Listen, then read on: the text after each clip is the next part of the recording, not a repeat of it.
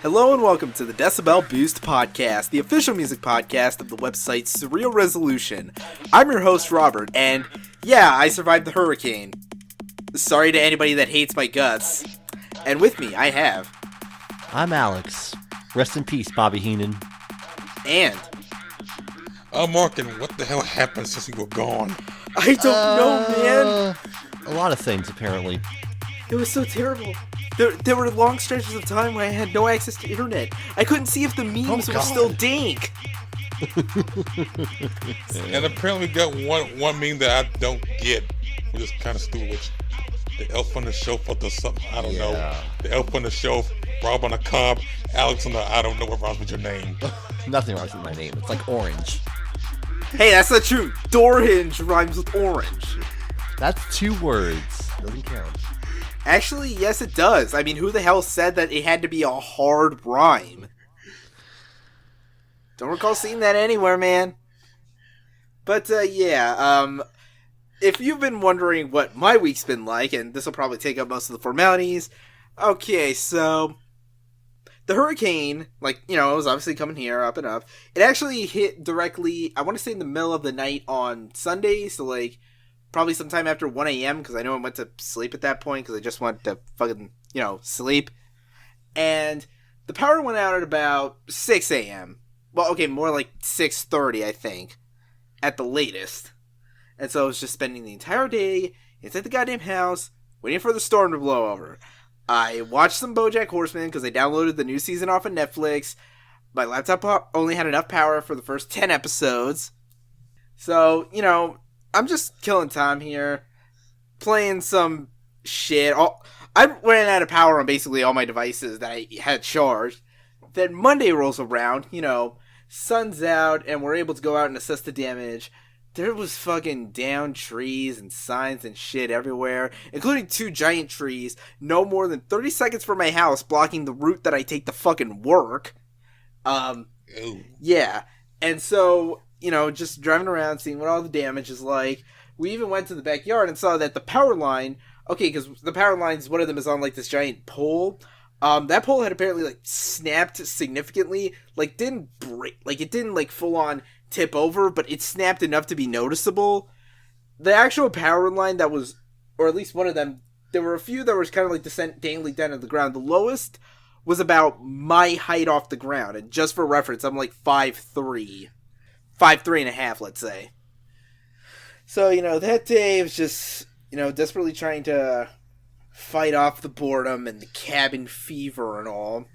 Thankfully, the day after, the library at my university was open, so I was able to, go there, charge all my shit, so that way I could start, having some charge and shit. Not to mention finally having access to internet, where I could, finish up the rest of my Netflix stuff. And just for the record, the Netflix stuff I downloaded offline was BoJack, Castlevania, Voltron, and Little Witch Academia. God, what else? Just trying to catch up on some music, communicate with people whenever I could. Then I believe Thursday, I want to say it was Thursday. Yeah, Thursday, we ended up going to a cruise ship because my sister, works for the company, so they were able to rent us out, a cabin for a couple days to sleep, charge, have air conditioning, access to memes. And yes, the elf on a shelf meme is dumb. So it was that for a couple days, then we ended up transferring to this little, mini hotel thing where, my parents had rented out. Then we ended up leaving on Saturday, tried to get a credit for the total number of days rented because reasons. Then, I was back at the library again just because I needed a place with air conditioning. I couldn't bother staying in the house. And then by the time I left the library, because they closed at 5 p.m., I got the message that finally we had fucking power again. Which, thank God for that. Now I can be in my room, watching the tsunamis and making my own dank memes and catching up on other shit. Man, that was a long fucking week, I tell you what. Oh, and there was also a little bit of a funny story. So, on Wednesday, I tried to kill some time that day by going down to the movie theaters, because, what better way to take my mind off the hurricane damages than with a creepy killer clown movie? So, I went to the theater, got my ticket, got in the seat. The movie was scheduled to start at 12:20, so I figured, okay, 15 minutes of, ads and whatnot, probably start at 12:35 or so. The movie froze on the please turn off your cell phones, screen. And so we were just stuck sitting there for a while. At some point, an error message came on the screen, bright white screen, blue cautionary triangle with an exclamation point. And so I was just curious because I saw, this looked like some kind of sort of oldish computer operating system. Because, I figure that most, theaters nowadays use digital software projections and whatnot. Computers is shit for projecting movies. And when I looked at the taskbar, it looked very old. And then I realized, wait, this theater uses Windows XP? I'm not even kidding. Windows XP. That was 3 operating systems ago. Mm-hmm. And this high-tech this movie theater was using it to stream movies from 2017 on that shit. I'm like, the fuck? That still works? Oh. But yeah, it eventually took until 1 o'clock for someone to come in and tell us, okay, look, they're unable to fix the issue. Come out to the lobby. We can give you a refund and a free pass to come back later. Which I did. I believe it was, I want to say, I think it was Friday when I eventually went back to the theater and I was finally able to watch it. And for the record, it was fucking great, and you all need to watch it. And Bill Skarsgård needs several acting award nomination things. Also, Finn Wolfhard is cool as hell, and I can't believe that's actually his real name. Yeah, that was a fun week. So, any fun stories on your end before we get into the song discussions? Well, I'm kind of glad that the hurricane shifted further out to the west, because we didn't get a whole lot here other than a little bit of rain and a little bit of wind. So, yeah. Other than that, though, just been the usual stuff. Working, sleeping, eating, rediscovering the greatness of the microwave show. That one. Yes, that show. But what about you, Mark? Because when I got wind of, the weather projections, it looked like it was really going to hit, Alabama or something. Yeah, all we got is just rain and the thing is, people are like, oh, it's going to hit us, panic. All we got is rain. There isn't much shit happening on, no power went off, everything was fine. But other than that, I did the usual, just, watch anime, write, watch a lot of binge with Babish and Hot Ones, which now I like. Especially watching that Danny Brown episode of Hot Ones. That was great. Hobisky. Yeah, good for you people. You had access to luxuries that I was spotty in and out of. Yeah. But now we are back in business, so let's try to catch up on whatever happened this past week. There's some good stuff here, including a particularly hype one all the way at the very end. But yes, time to get into the new song discussion for this week, and as always, there will be a playlist down in the description if you want to follow along with us. And this week, we shall let Mark kick off the discussion, so go ahead. Yes. Remember BadBadNotGood, who are actually great. Yes, they are. So yeah, they decided to drop a track this week, along with Constantin, on the track Confessions, Part 3. Ew. Now, yeah, what is this track? Okay, now I gotta say this. What's the track? This is the track that I listened to so many times since it came out. It's like, I play this shit every day since it came out. Like, I gotta play it right here. I gotta play it this thing is something the silence sounds so good. Okay. The way it's constantly played that sax, that is some damn good sax. Everything about it was good. The bass. It feels like I'm watching a neo noir film. with that. This shit is great. Lightning I love this. fast sex everywhere. Yeah, I actually used whatever access I had to the internet to actually finally get around to the BadBadNotGood discography, and having this song to follow it up on is, yeah, that's sax, man. It's the sexiest sax that isn't played by the sexy sax man. But yeah, good. It's so beautiful. Yeah, props to all y'all in BadBadNotGood. I am looking forward to your appearance at 3 points, assuming a hurricane doesn't disrupt us that weekend. Oh shit. But now, moving on to the next track on the list, we got another surprise track from the ever so enigmatic UK producer Burial. This one, a track called Rodent.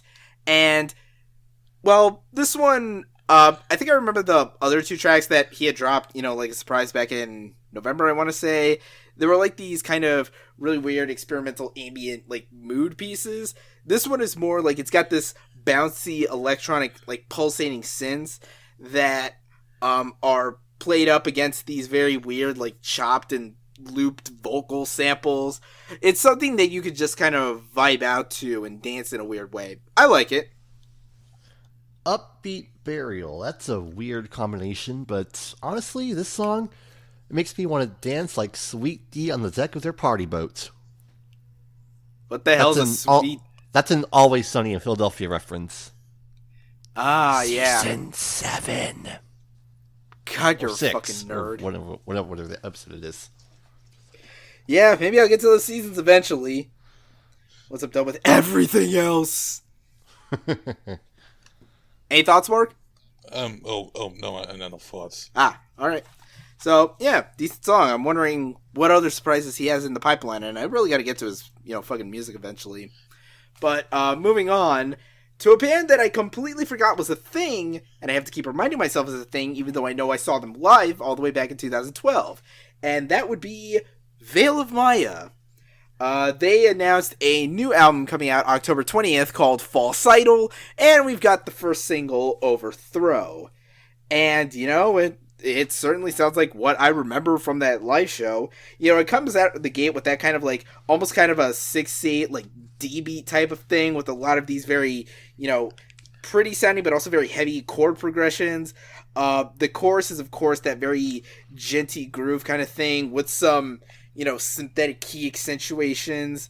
And then once it gets to more about halfway through, the groove becomes more slow and stomping, and of course there's those weird polyrhythmic accentuations, where the drums sound like they're playing fast and loose while the guitars are maintaining this kind of, pounding on 4/4, and then, eventually the two lock in with each other. And, it's Veil of Maya. I kind of like it, but it's not the most special thing at the end of the day. Yeah, this is a pretty standard, genty, metalcore kind of song, but it's also very effective, genty style metalcore. But I do have to ask 2 things. One, why does their bass player have to play a 7-string bass? Because, you don't need that many strings. Actually, yes, he does. Everybody needs that many strings. Have you never seen a Rob Scallon video? That many strings is crucial for everything. Well, yeah, but you don't need that. Never mind, moving on. But also I have to ask, this song is tuned down to F sharp.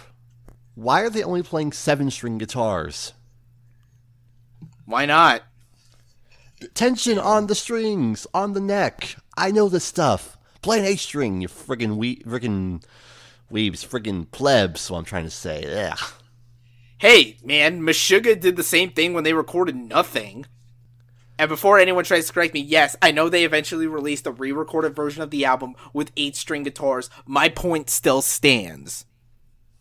Although very clearly Veil of Maya is not Meshuggah. If they were, I'd probably remember them more. Not. Yeah, but other than that, yeah, good song, but guys, seriously, get 8 strings. Yeah, he's encouraging you to get more strings, even though he's encouraging the bass player to get less strings.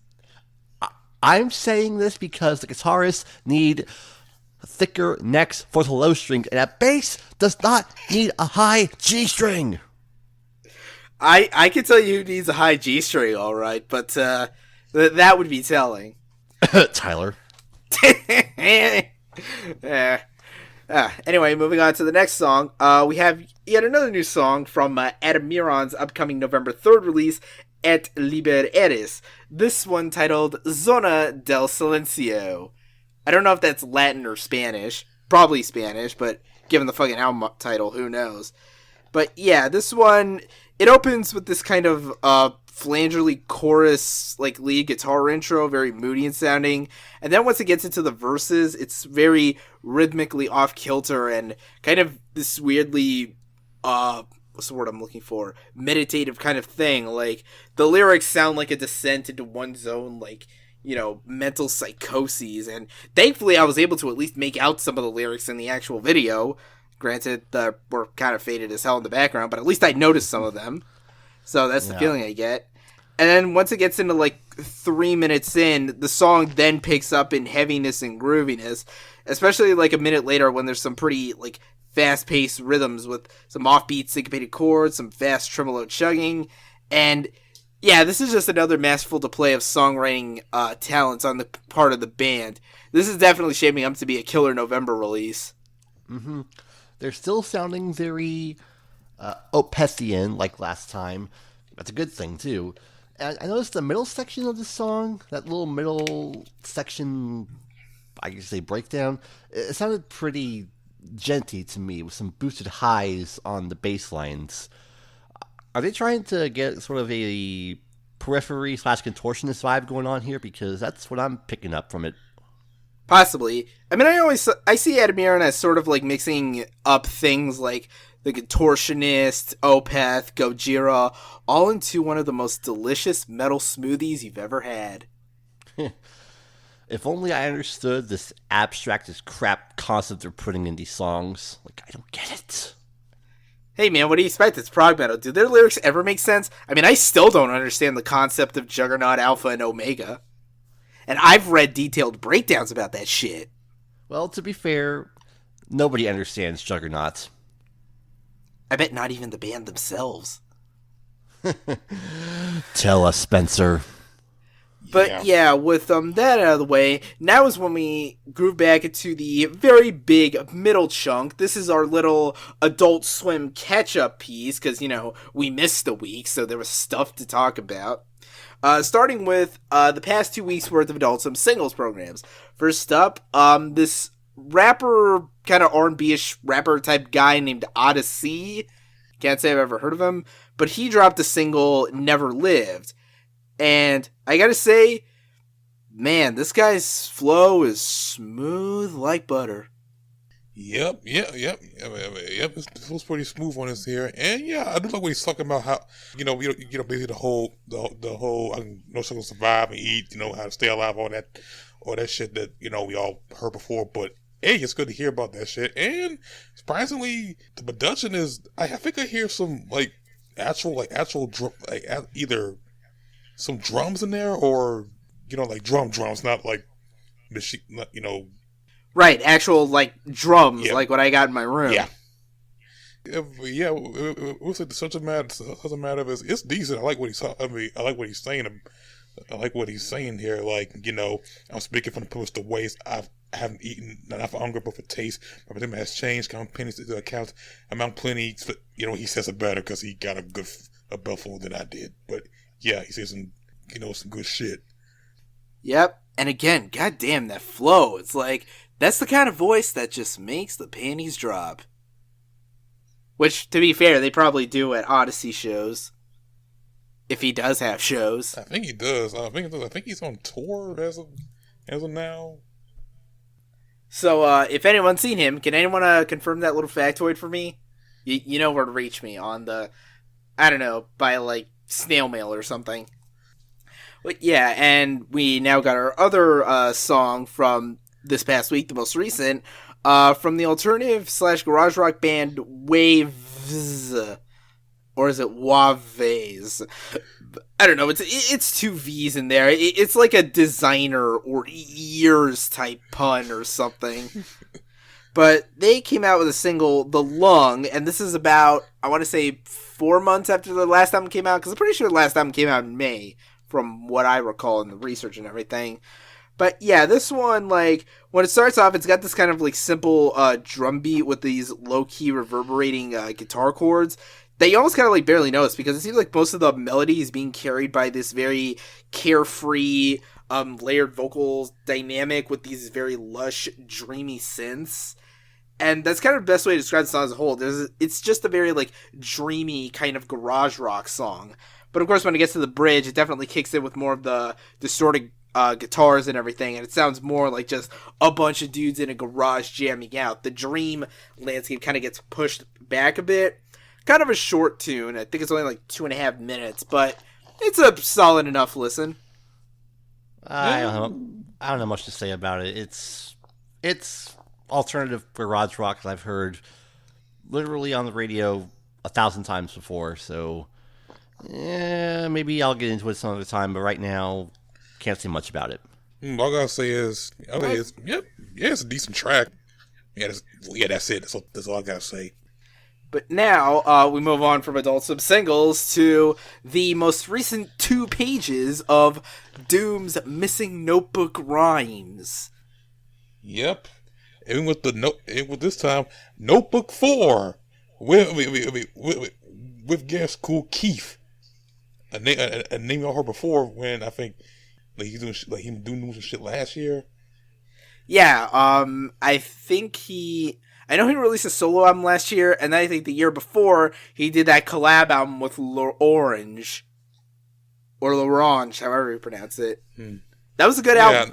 Yeah. Now on this track, Notebook 4, I noticed something like the production. I will say it is like, that boom bap sound, but more, weird boom bap sound with a mix of, the usual Doom stuff. But I will say I did like Kool Keith's verse in the first beginning, like Batman and Robin, head bobbing, no joke and penguin, gotta freeze him like Mr. Freeze, kept him on the mind, the Batmobile, Alfred the Butler, doing that dual busters. Oh wait. Get it? He really likes Batman. Yes. Yeah. Like damn, most of his verses, like, Batman related shit. Well, what did it get concerned, like, Doom's name is named after a comic book villain. But yeah. Yeah, but that's Marvel, not DC. Yeah.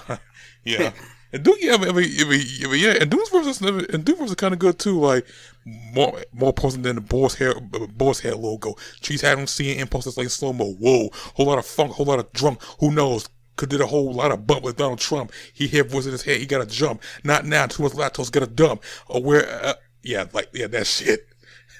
And as someone who's eaten quite a bit of boar's head in his life, I can't confirm that Doom is correct about that logo. But yeah, I liked it too. A fun little song. And then we got, after that, there was Notebook 5, which features the return of his Viktor Vaughn persona specifically. Yep. I will say this. Damn, this is short. Like this is it's only like it's like a minute and 30 seconds. It's like basically length of an anime opening. Yeah, pretty much. Yeah, like in fact, are we sure this isn't actually an upcoming anime intro? Come on, one of y'all weeaboos out there in Japan could make this happen. I will say, like, the music sounds like it does sound like some circus shit. Like I'm hearing some. It's like when you hear. It's like when you come to the circus, you hear something like that. And okay, as for Mr. Viktor Vaughn, he's some good shit here too. Like a big Rolf Dolo chuck the dice and Rolf all the numbers to the truck ice. This is Justin from the best. Fuck your price. Avoid the whole mess. Get stuck to the seat. Shit, damn, I can't see. I don't know what the fuck that says. I'm stuck. Yeah, I can't blame you. It's Doom. Yeah. But, short, sweet, and to the point. Yeah. And that concludes our Adult Swim catch-up. Hopefully nothing happens in the next week and we can get back to being just right on schedule. Yeah. But moving on to our last chunk of songs, the electronic music producer Fortet, a name I vaguely recall from having his music used in some, I believe, Adult Swim action promos, I'd have to try to find the specific one, but I'm sure his music's been used in that shit. Has been dropping like a few tracks here and there. I haven't paid much attention to them, but I decided here because, why not? Spice things up a little bit. It turns out Fortet is dropping a new album, New Energy, due out at the end of the month, September 29th. And we got a new song from that album called Scientists. Because science, energy, they do Good things. stuff. But yeah, this song, like I said, I'm not wholly familiar with the entire backlog of Fortet, but I'm listening to this one, kind of opening with the skittering hi-hat rhythms, some very bouncy, beautiful sounding synths. There's kind of this ethereal vocal line that comes in it too, and then the song gets this kind of ambient bridge with these little harp-like strings and eerie synths. And even close to the end, there's like some weird like trumpeting situations. But listening to the whole thing, the main thing I started thinking was, this must be the kind of guy that Lord Raja gets his influences from. Yeah, I think so. You know what I mean? Yeah, I think so. I do feel like, I see what this dude is doing. Like, I can see Lord Raja getting from that. I will say, that reminds me of something I hear on Adult Swim. Like, I hear that sound like. I could see that on a like one of those like the nature promos. Yeah, nature promos. Like I could see that shit playing on nature promo. So beautiful. Even though nature is boring, let's watch Akatsuki Hunger Force on our smartphones. Or whatever the fuck they're doing in place of Carl Stone Cold Lock of the Century of the Week. But yeah, pretty solid song. And that reminds me, I gotta dive into Bumpworthy sometime soon just to verify whichever promo his song might have been in. But moving on. So, okay, seemingly finally, we have some kind of another release date for the upcoming release from shock rocker Marilyn Manson, which was originally slated to come out Valentine's Day, titled Say Number 10. Get it? It's a pun. But now the album is set for an October 6th release, and it's titled Heaven Upside Down. And we have a new single and video from that album with the title We Know Where You Fucking Live, which would sound so much more threatening if it wasn't for the fact that this is one of the most blindingly obvious things any music artist could say. I mean, think about it, dude. Like, you probably have like an online store, probably several, where people order merch and CDs and shit, to have shipped to their houses. So it makes sense that you, or maybe your managers, have access to a database or something with your fans' addresses, or the addresses of anybody who could conceivably be listening to the song. It's not much of a threat. It's like, motherfucker, you better know where I live, otherwise you're gonna be delivering my shit to, like, whoever lives on 420th Street and, I don't know, 69th whatever. But yeah, that's just a pointless rant, because I don't really have much to say about this song. It's just, hey, have you ever heard literally any other Marilyn Manson song?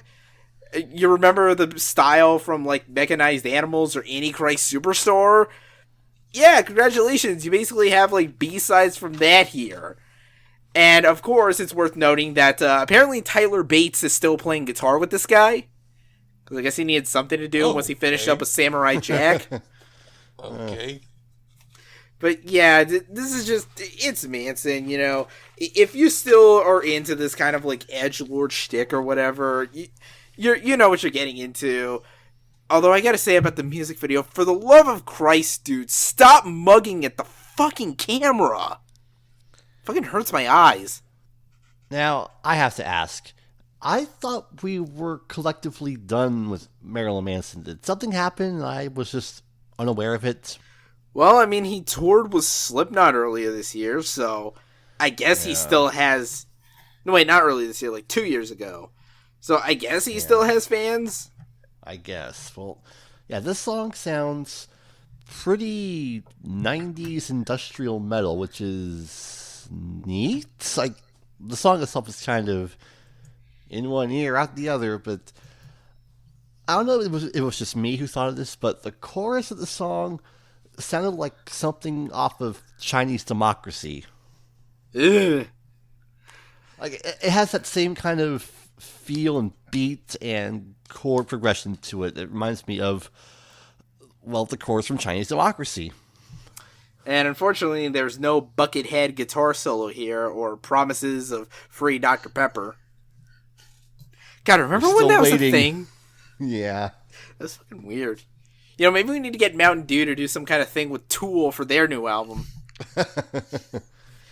But speaking of songs that were kind of in one ear and out the other, we got a new Weezer track this past week. This one, again, from their October 27th album, Pacific Daydream. Now, we had, of the prior two singles, we had Feels Like Summer, which was an annoying 21 Pilots knockoff. And then we had Mexican Fender, which I thought was okay. I mean, at least I actually remember the melodies and the chorus and everything. As for this song, a song titled Beach Boys, which, as the name implies, is a tribute to the Beach Boys, this one is just kind of, again, it's one of those songs that's just kind of in one ear and out the other. Shit. If you asked me to hum, like, the melody or, like, imitate the chord progression or anything, I just couldn't do it, man. This is just, like, there.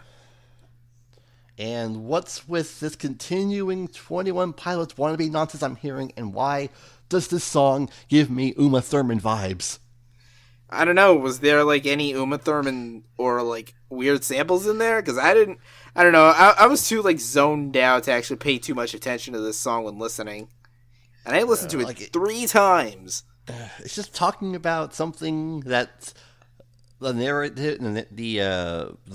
is reminded of, and it's just bad song, bad Weezer. Go to the corner.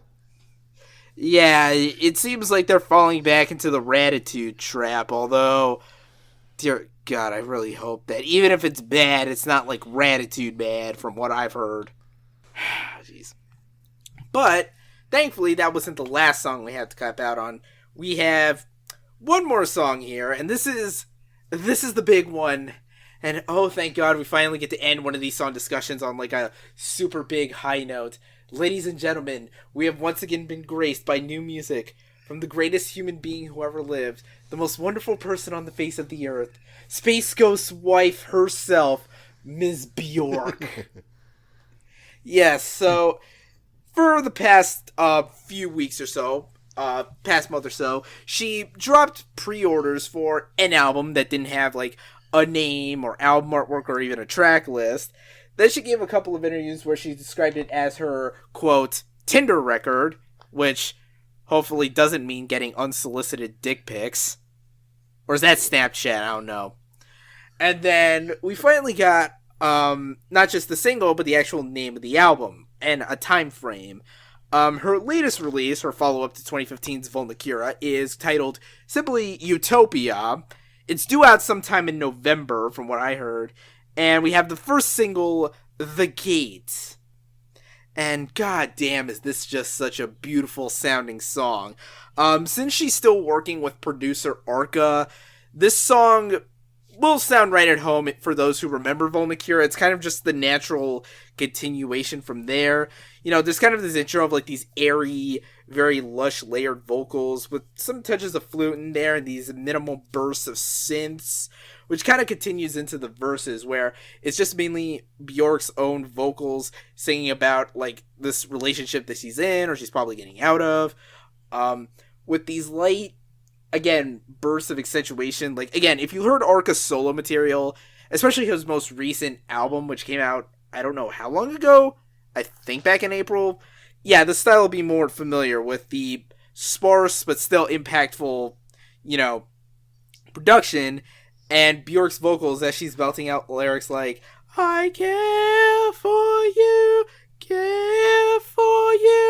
with these really, kind of off-kilter rhythmic accentuations, complemented with these kind of quick bursts of ascending synths, and these weird, more poetic kinds of lyrics like, splatter light beams into prisms that will reunite if you care for me, and mainly towards the back half of the song, the production does pick up more. There's these more lush, almost kind of operatic vocal layerings and these synth melodies that are just very big and sweeping. It's a very beautiful sounding song. She always like writes great music like this, especially with her last couple of albums. So it looks like Utopia is shaping up to probably be yet another essential Bjork entry, if y'all know what I mean.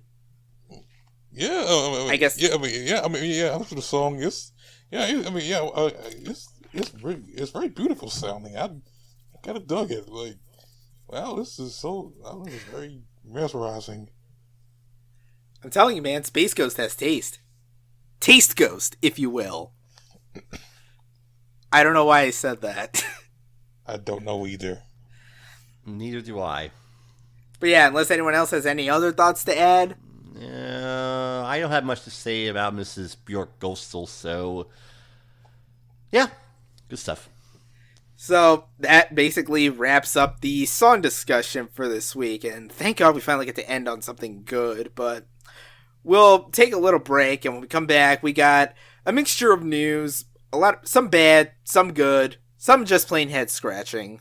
So yeah, see you in a bit.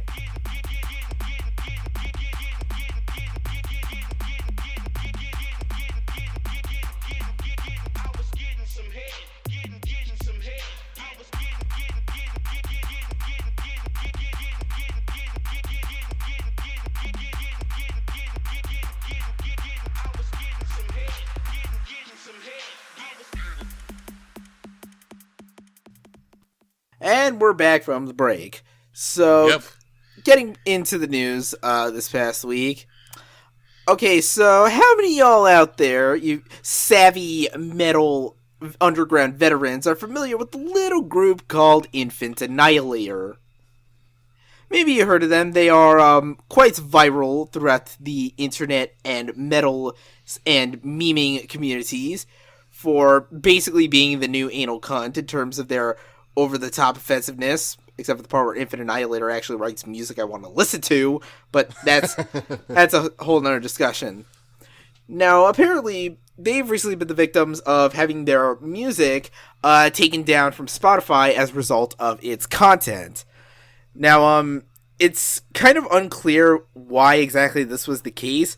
Now, obviously, according to the note posted by the band on their Facebook, the message they got from TuneCore, the service that helps bands push music onto multiple streaming services, they said, "Thanks for writing. We received notice from Spotify that they made the internal decision not to keep this music live there, and we've made the internal decision to remove it from iTunes as well. Per their terms and conditions, stores may remove certain content if they deem it too offensive, and or if they receive multiple complaints from customers."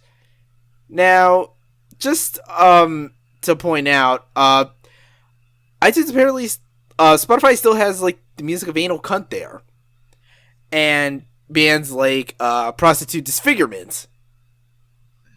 So now you maybe there's part of you that hates Infinite Annihilator enough that you agree with this decision, or maybe you disagree with it just on pure principles or freedom of speech or whatever the fuck. But like, I'm just kind of scratching my head at the inconsistency here, because if you still got Anal Cunt on Spotify but not Infinite Annihilator, what gives you the heads up to one over the other?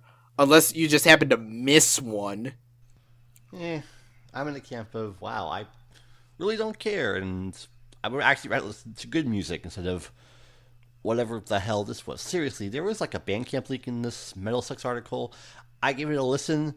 I heard like the sound of like an infant child being choked and dying and being disemboweled for like a minute. I'm going, this is music? What is this? What you humans call music nowadays? Hey, congratulations! You picked up on why they call themselves that now.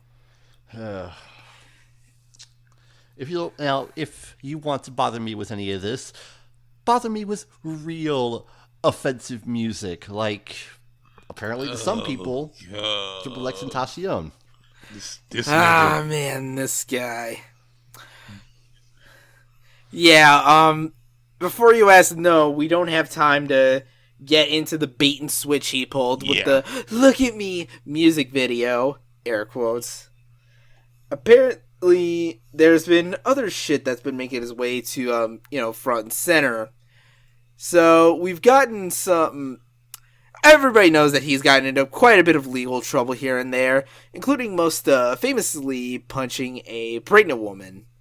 But now he's got a trial set for October 5th, and we've unfortunately got some very, very explicit charges, courtesy of Pitchfork obtaining a 142-page transcript of testimony from the victim here. There's a lot to go through here, but here's some of basically the gist of what happened here. So, reportedly, the victim had met with X, like, way back in May 2016. The two were kind of hitting it off a bit at first, but once they moved in, 2 weeks after they moved in, he basically slapped her and broke his iPhone 6 because he was an insecure little shit. He grabbed a barbecue pitchfork and a barbecue cleaner and demanded that she choose one to go inside her vagina, but that thankfully didn't happen. And then he acted more violently around her around July 2016. They moved to Orlando, and that obviously didn't improve things. Now, apparently, X decided to get in a fight with her because a week after they moved together to Orlando, there was a point where they were listening to one of his songs in the car, and she was humming along to a verse from a featured artist on the track. No word on what exactly that track was, but then they got into a fight. He headbutted her, punched her, stomped on her, and continued hitting and kicking her in the bathtub. Yeah. I've heard of insecurity, but wow, this guy is a fucking piece of shit. Oh, my God. Then, in August, I believe of 2016 as well, he got arrested for separate reasons, charged with home invasion, yada yada. The woman called her mother to pick her up and then went to stay with a friend in Texas. But as soon as she got to Texas, then she returned to South Florida. Her planned accommodations fell through, and she ended up having to live with some of X's friends.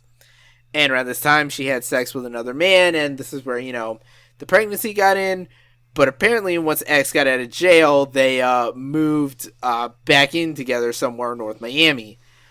More threats involving a knife, calling her a hoe, fucking threatening to, quote, fuck you up. Apparently about in regards to the affair and the pregnancy and all that shit. Then, a couple weeks later, they moved to an apartment in Sweetwater. 2 incidents that involved him, beating the shit out of her. Then, in October 2016, is when she found out she was pregnant by X. Apparently, it was planned by both of them. Let's see here. God, this is fucking making my stomach sick to read. I really don't want to read no more. Yeah. There was even a point where, he confronted her about the pregnancy, and X said, quote, "You need to tell me the truth right now, or I'll kill you and this jit." Jit referring to the kid. And then he started beating the shit out of her until she almost passed out. Oh, my God. This hurts. This fucking hurts. Eric Andre was right. Yes, he was. Yeah. I can't read no more of this The shit. moral here is, listen to Eric Andre and Hannibal Buress. They will out you. Yeah. Eventually, at a certain point in October, following all of this shit, hell, she was even, basically locked in a room in the bathroom for, a couple days. Shit, X even stole her phone so she couldn't communicate with anyone. Around 2 a.m. on October 8th, X was in the living room of the apartment playing Minecraft and using, of course, fucking Minecraft. So it's fucking Minecraft with these people, swear to God. She let him know she was going into the kitchen to make some food. She opened the fridge door wide enough so he couldn't see her. She crouched down. Then she opened a side door and basically bolted to the street. No money. Called the only number she had. She called an ex-boyfriend of hers. And then eventually they contacted the police department. And that's basically where all these charges end. I sincerely hope bad things happen to X. Yeah, it's just... Why has there been so many stories of bad people doing bad things between PewDiePie being an idiot / racist, Trump being Trump, and X being just a abusive pile of fecal matter? What's wrong with the world? Next thing you know, you're going to tell me Tim Lambesis is out of jail and he's going to reform as LA Dying. Or you're going to tell me that Decapitated are arrested for gang raping a woman in Washington. Or you're going to tell me that... Or you're going to... You're going to tell me that chick that did the Cash Me Outside shit was signed to Atlantic Records. But unfortunately, we only have time to cover one of these things. One of these infuriating headaches, and that is... And I'm going to say... Man, fuck you, Triple X Tentacion, you stupid fucker. And this extends to the most you Miami, the most you Florida rappers who be fucking up. That include and that's ain't go to Kodak Black, you too, motherfucker, and this other motherfucker named Lil Pump. Yeah, fuck you too. The South Florida is a disgrace to the genre. But yeah, moving on to the next story. Fucking Tim Lambesis. Remember him? He. Fronted a Christian band, preached Christian ideals, proceeded to hire a hitman to murder his wife. Oh, God. And ended up going to jail. Shit, we covered him this time last year, where it turns out there was some weird medical lawsuit he was trying to get into, because apparently he ended up getting moobs. Oh, yeah. Oh, damn. Steroids. Oh, yeah, damn. They'll fuck you up. God. So, he was released from prison in December last year. And since he got remarried, who the fuck would marry this guy? Who made that After nigga? What happened? After all that shit. Like, this is proof that brainwashing technology is real. But anyway, for the most part, he stayed out of the public eye, save for a status posted to social media 2 months ago underneath the As LA Dang banner. And confirming this, Rockfeed reports that someone with knowledge on the matter has reported that he is indeed working on new music and planning to release it under the As I Lay Dying moniker. Now, naturally, this will be a start with completely new members of the band, since, as I'm sure we all remember, all the instrumentalists teamed up with one of the dudes from Oh Sleeper to form Woven War, a band that I just don't really care much for. Yeah. But yeah, we don't really have identities on these new members, but I'm just saying no one's going to give you the odds that you're going to come back from this. This is basically going to be like a fucking Ronnie Radke scenario. Remember him? I bet you don't. I have things to say about this.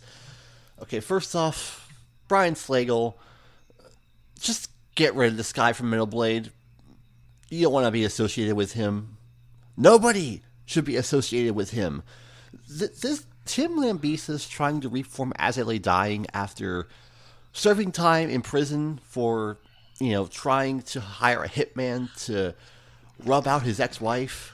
Like, who would want to be associated with that? That's like if the guy from Lost Prophets, if he ever got out of prison for doing the things he did, decided, you know what, I'm going to reform this band with new members. Nobody is going to do that. Nobody wants to be associated with that kind of toxic poison. It's just... No one does. Yeah, look. An Ocean Between Us, great album. I saw As I Lay Dying live a couple of years ago. They were great. Then all the shit went down, and I decided, okay, you know what? I'm done. Done. Disavowed. Not going to bother with them. Just... God. I did not want us to come back and talk about all these really depressing stories. At least I'm glad that I can do another show on this side where I can talk about things that make me happy, like anime. Can I just say, like, before we get to that next story, and sorry for ruining the segue, but, like, fuck, I'm trying to remember how long ago this was, because as soon as the news broke out, I'll admit, I haven't touched an As I Lay Dying album since. It's been a while. But yeah, let's move on. He's been in prison for 2.5 years. Yep. Damn. Let's move to some good shit. Yeah, at least that long. Yeah, let's move on to some good shit. Yeah. Speaking of good shit. And now is where we move on to the last two stories. And this is what we call the podcast O&A portion of the show, where anime just happens to cross over into our general area of interest. And the one bright spot this week, okay, coming up soon in the month of October, I believe October 13th, or maybe the week afterwards. I'm not entirely sure, but sometime in October, we have one of the most anticipated blockbuster films of the year, and that is the highly anticipated Blade Runner 2049.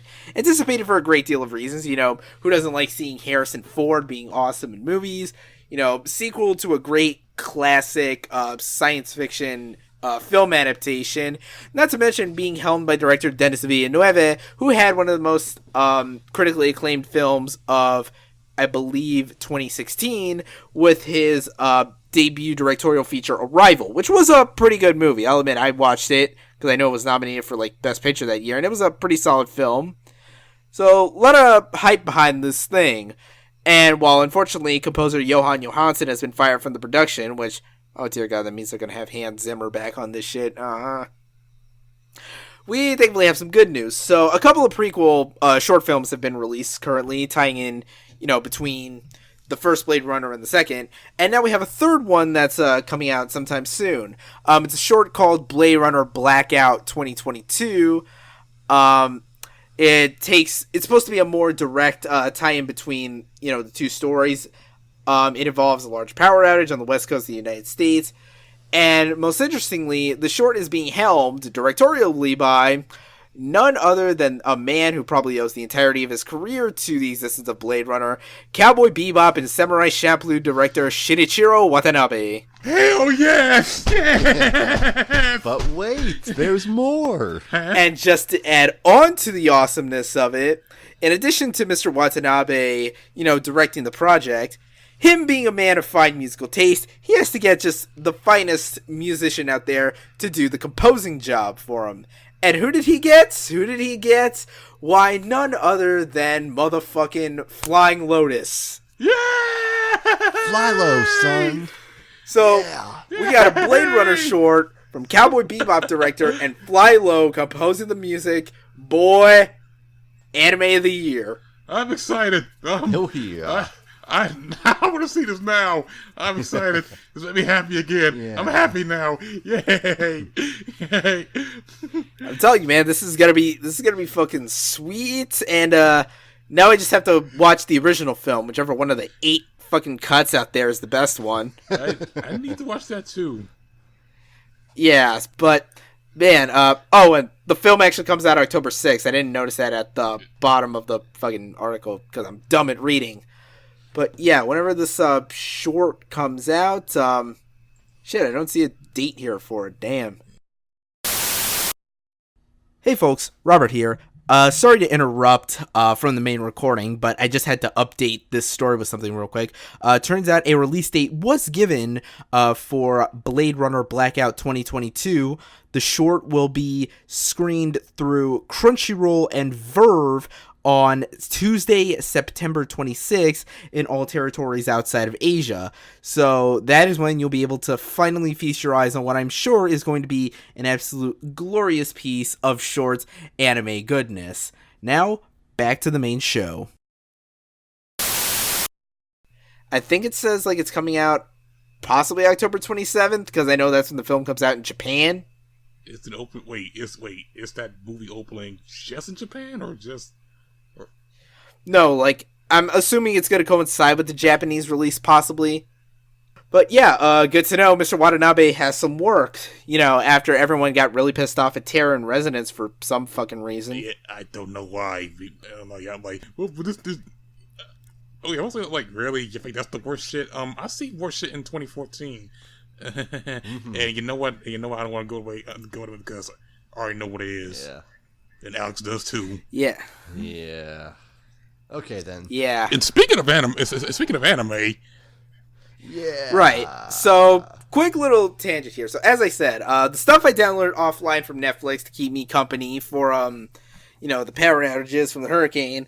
So, in addition to, BoJack, I had ended up getting Little Witch Academia, which I'm still just have to watch the last 2 episodes. Really legitimately charming show. Probably the most charming thing I've seen in a long-ass time. Thank God for Studio Trigger. Yay! There was, and again, of course, Castlevania. That one I ended up watching all the way through. Pretty good show. Music's kind of underwhelming. Animation a little stiff at times, but 4 episodes of pretty entertaining material there. So, Netflix has been, throwing themselves behind some quality animation projects. Like I said, I really like Little Witch Academia and Castlevania, so who knows what the hell else they could possibly have down the pipeline. Because, I know everyone's just dying to watch Big Mouth, as it were. What the fuck? Oh. What the hell is that? I don't know, man. I don't know. I don't greenlight Netflix shows. But we have another anime-inspired project that was announced actually a couple weeks ago, but we're only getting to it now.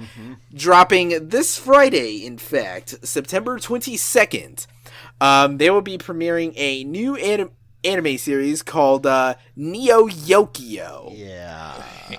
It is the brainchild of none other than Vampire Weekend vocalist guitarist Ezra Koenig, or is it Koenig? I don't fucking know how you pronounce that dude's name. But this was originally pitched as a project for the animation definition high def block that Fox had. Remember that? That thing that had Axe Cop and that Major Laser show, Handy Quacks. And Lucas Brothers, which Legend of the fuck, I forgot the name, but you know what I'm talking about. Yeah. Actually, no, I don't. I kind of maybe Lucas Brothers, but the other show I don't know. Legend of the Hidden Temple. That's what I'm trying to think of. You can think that revival for Lucas Brothers. But yeah, so Ezra Koenig, helming and producing the project. Now, as for his collaborators, this is being produced in collaboration with both Production IG and Studio Dean, as well as South Korean studio MOI, or MOI, I'm assuming it's pronounced. And as far as the actual directorial work on this, he's got some pretty big heavy hitters on his side. Perhaps the biggest name being animation director, storyboarder icon Kazuhiro Furuhashi. In case you need a refresher on who that is, he's collaborated primarily a lot with Studio Dean on various projects, including having done storyboarding and directorial work for Ranma Half alongside fellow director Junji Nishimura, who's also working on this as well. Perhaps he is most famous for helming the directorial seat on every single anime iteration of the Rurouni Kenshin series, yes, including the OVAs, the original 1999 adaptation of Hunter x Hunter, and unless you think he's slacked off or hasn't gotten any big projects in a while, most recently he has handled the directorial work for Mobile Suit Gundam Unicorn, including the television adaptation RE0096, and the 2017 anime series Altair, A Record of Battles, which I've heard was just average. Oh yeah, that show that's only on Amazon. Yeah, that one. So I guess he's getting work from streaming services. Now, I just need you to keep that in mind. We have a guy who's helmed some good shows in his days, and we have two big animation studios who've produced quite a bit of visually quality stuff. So can someone tell me why the fuck this show actually looks like it was produced by the Z team at Studio Perot? It was some Canadian shit. That's not the question you should be asking. The question you should be asking is, how did Jaden Smith get involved with this? Dude, that's like the least weird thing about this, because Jaden Smith will put his name on fucking anything. So that I'm not concerned with. But again, dude, like, Furuhashi, dude, did you not, like, do you have gambling debts you need to pay off, and you're just desperate for any sort of money you can? You can get your hands on? Okay, yeah, you have to look at this cast list. Jaden Smith, Susan Sarandon, Ike Barinholtz, Jude Law, Steve Buscemi, Jason Schwartzman, Deez and Marrow? What the fuck? And yeah, Deez and Marrow. And the woman who whips her hair back and forth, Willow Smith. Yeah, like, God, okay. What is this? I'm looking at the promotional poster right now on the Anime News Network page, and I'm just looking at this picture of Jaden Smith's character. Hang on, let me see what the name of his character is. Kaz Khan, the youngest member of a family of, air quotes, magistocrats, pink-haired demon slayers once liberated the city. And God, this thing looks like, this art style looks like, God, what am I thinking here? Some Kappa Mikey like, shit. It's fucking Kappa Mikey. Like, this is like halfway between Kappa Mikey and the really bad-looking Legend of Korra episodes. Oh, yeah. Yeah, the ones Perot also, produced. Yeah, damn. Yeah.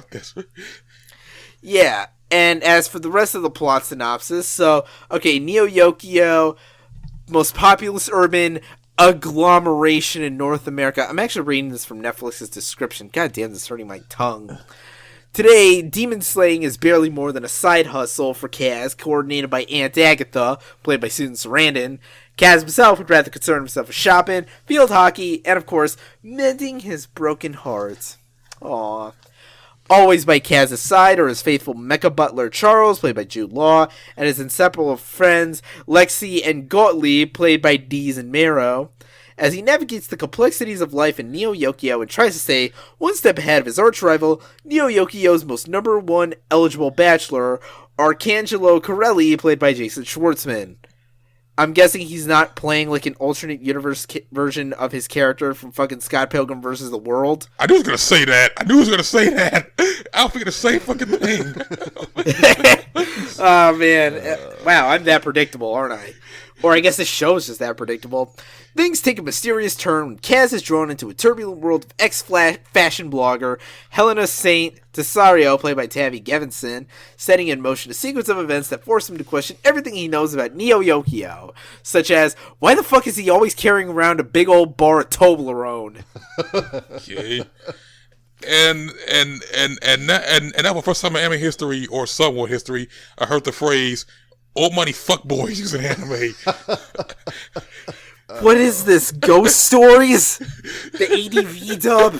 Hey, Ghost Stories was awesome. But, like, oh my god, like, again, I'm still trying to comprehend how you get top-tier studio talent and the directorial efforts of two icons in the industry, and you end up churning out something like this. It looks so bad. So bad. We are gonna be in for something. You got anime about one of the biggest production studios in anime. Like, you got production.g, you got Moy, and you know what? I ain't got much about Dean because I don't like Dean. I don't steal Dean anyway. This shit ain't, their work ain't shit to me. But damn, I mean, at least some stuff look better than this. It could be worse. They could have gone with Studio Arms. Oh damn! And urine puddles everywhere. Oh fuck! And camel toe. Well, to be fair, God, yeah, but September 22nd, you'll be able to watch all of this in all its glory. Oh boy, oh boy. Yeah, just I'm not sure I have any more words. Nope. Like, I'm just trying to figure out here how, like, Netflix has licensed some pretty good stuff this past year. Again, like, you've had Castlevania, you've had Little Witch Academia, you've had Season 4 of BoJack, and then they just turn around and do this. I call Betrayal. Betrayal! Y'all better hope. Netflix, y'all better hope they animate the rest of the shit y'all license for months to come. Better be better than what you got. This shit. I hope the show will be at least like fun to laugh at. At least, The key word is laugh at and not laugh with. Yeah. But I mean that was funny for reasons. God, this show's gonna hurt my eyes to watch. But now that takes care of all the news, so we have to move on to the new album releases for the week of September 22nd, 2017, of which there's quite a handful here. Some good stuff here and there.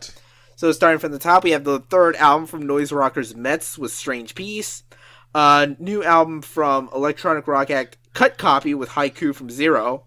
Post-rock act Godspeed You Black Emperor with their new album Luciferian Towers. Post-hardcore act Circus Survive with their newest release The Amulet. Electronic post-hardcore rock act Enter Shikari with The Spark. The newest album from goth metalers Cradle of Filth with Cryptoriana, The Seductiveness of Decay.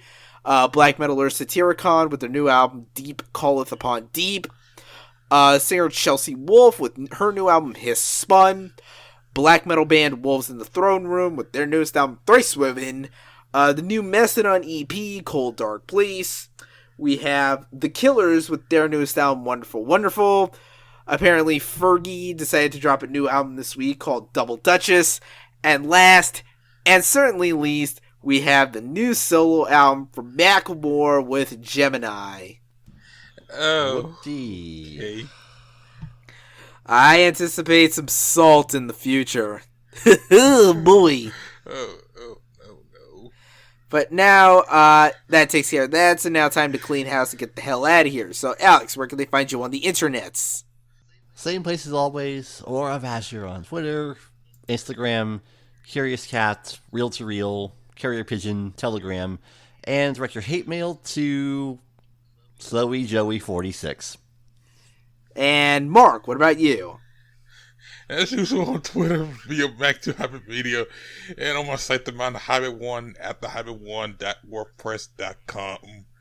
And hey, I got some new shit. I got new reviews of Blue Witch Academia and Erase and a lot of wheat bear caps and shit. Yeah, that stuff. Yeah. Now, as for me, you can find me on Twitter and Instagram at RobBarracuda. You can contact me via email, robert@surrealresolution.com. If you have any queries, fan mail, hate mail, or, send me memes that are actually funny and not this elf on the shelf bullcrap.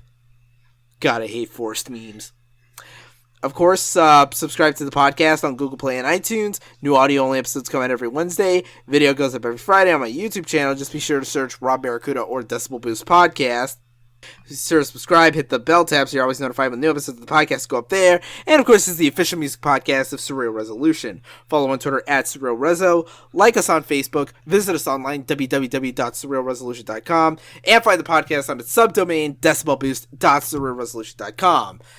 Be sure to listen to all the archives of our past episodes, as well as our other great podcasts as well. If you like gaming, check out The Training Stage. If you like movies, check out Salty Flakes. If you like anime, check out Podcast O&A. Be sure to check out... We're going to talk more about Neo Yokio, so tune in, everybody. It's going to be fun. It's going to be fun on the bun. Now, be sure to check out a lot of our great written content. I finally managed to get out a review for Miracle's Mud Edits, which I wanted to do earlier, but the fucking hurricane fucked my shit up for various reasons, so sorry for that delay. Sometime this week, I'll also have a review up for the PS4 release of the puzzle game Maze. I've been playing it a bit so far. It's weird, but I kind of like it, and pretty funny in spots. Of course, be sure to jump into the Discord chat as well, because we need something to do in there. And of course, as always, shout out to producer Mr. E for graciously letting me use his music for this podcast. Links to his shit down in the description. Thank you for joining us this week, and so begins year 2 of whatever the fuck this bullshit even is. So, until next time, thank you, Bjork.